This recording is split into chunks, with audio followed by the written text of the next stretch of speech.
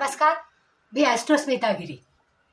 आज आपण आपल्या देशामध्ये जो काही मोठा सोहळा चालू आहे पहा, म्हणजे कुंभमेळा। त्या कुंभमेळ्यामध्ये ज्या पवित्र स्नानांच्या 4 तिथी सांगितलेल्या आहेत, त्याच्यापैकी एक मकर संक्रांतीची होऊन गेली। आता आहे मौनी अमावस्येची, म्हणजे 28 तारखेला सुरू होऊन 29 तारखेला संध्याकाळपर्यंत अमावस्येची पर्वणी आहे।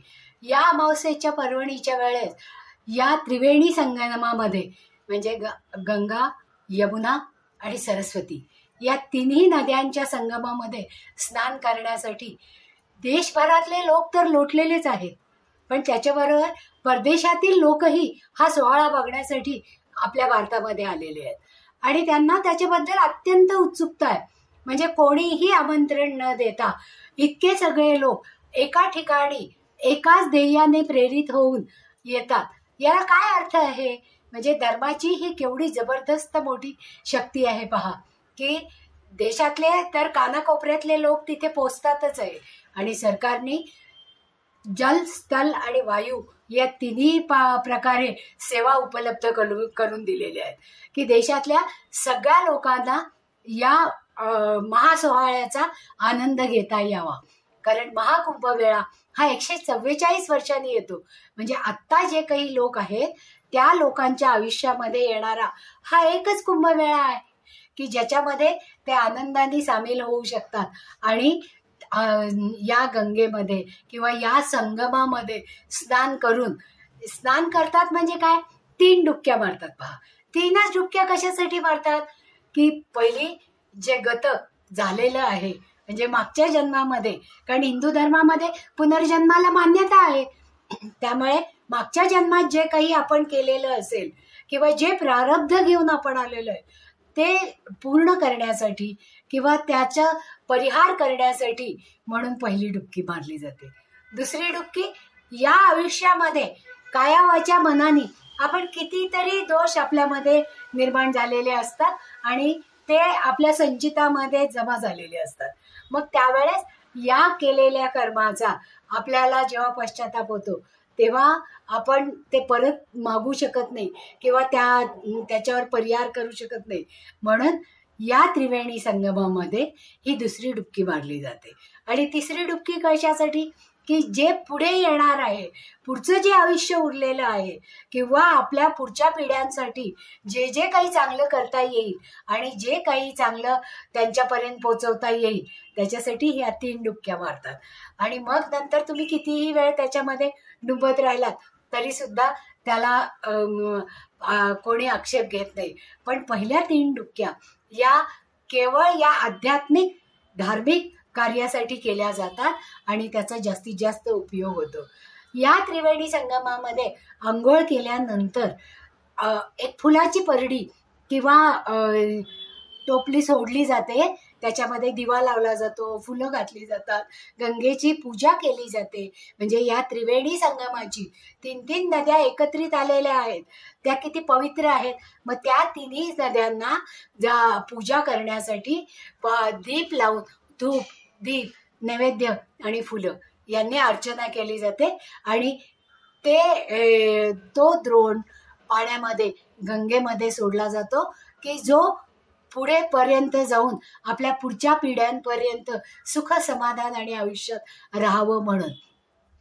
त्याचप्रमाणे आंघोळ केल्यानंतर तर्पण दिलं जातं।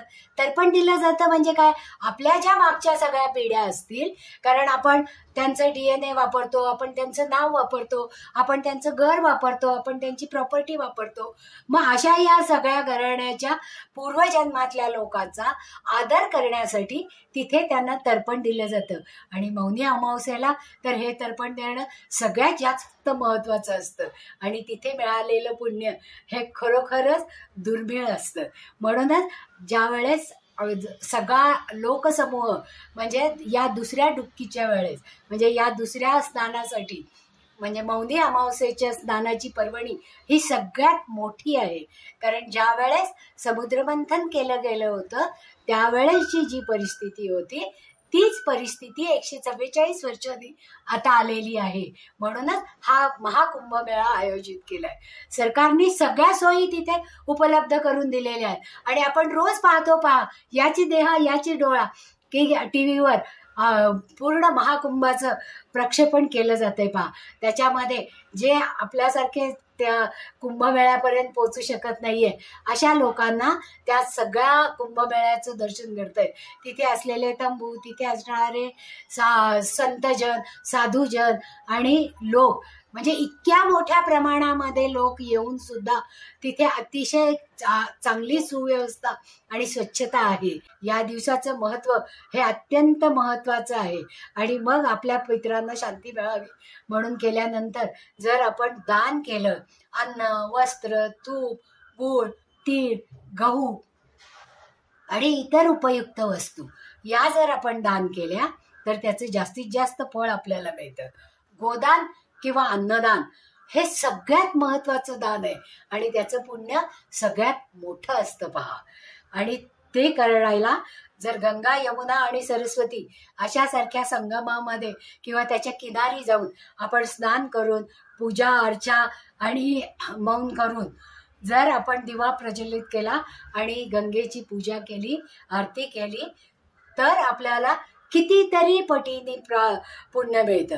आणि त्यावेळेस आपण सात्विक आहार घेतो. म्हणजे पूर्वजांना अर्पण केलेलं जल आणि स्वतःमध्ये आणलेली सात्विकता, त्यामुळे पूर्वजांच्या आत्म्याला तर शांती मिळतेच मिळते, पण आपल्यालाही सद्बुद्धी होते आणि पवित्र मनाने, पवित्र शरीराने आणि पवित्र झालेल्या बुद्धीने आपण आपल्या पुढच्या कामाला लागू शकतो. याच मौनी अमावस्येच्या दिवशी विविध आखाड्यांचे साधू संत जे कधीही आपल्याला बघायला मिळाले नसतात, ते साधू संत त्यांच्या स्नानाचा विधी असतो आणि त्याला शाही सोहळा असं म्हणतात. या शाही सोहळ्यामध्ये अनेक साधू संत, म्हणजे आपण असा विचार करतो की हे साधू संत इतर वेळेस आपल्याला कधीच दिसलेले नाहीयेत आणि आता हे कुठून आलेले आहेत. तर हे साधू संत धर्माच्या उत्थापनासाठी, धर्म जीवित ठेवण्यासाठी, त्याचप्रमाणे धर्माचं रक्षण करण्यासाठी, कारण यांना शस्त्रविद्या अतिशय हे पारंगत लोक आहेत. म्हणजे नुसतेच ते साधू संन्यासी नाही आहेत, ते शस्त्रकला ही अवगत केलेले हे साधू आहेत की ज्याच्यामुळे सगळे लोक परास्त होतात.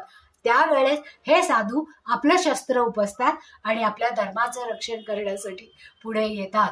आणि ते ज्या वेळेस अशी परिस्थिती आपल्या देशावर आलेली आहे त्या वेळेस या नागासाधू आणि साधू संतांनी त्यांची बाजू लावून धरलेली आहे. म्हणूनच आज आपण इतक्या सुखामध्ये, आनंदामध्ये इथे राहतो आहोत आणि आपलं संरक्षण होत आहे. त्या नुसतंच आपल्याला ही माहिती असणं गरजेचं नाही, तर त्याच्या मागचं शास्त्रीय अर्थही कळणं गरजेचं आहे.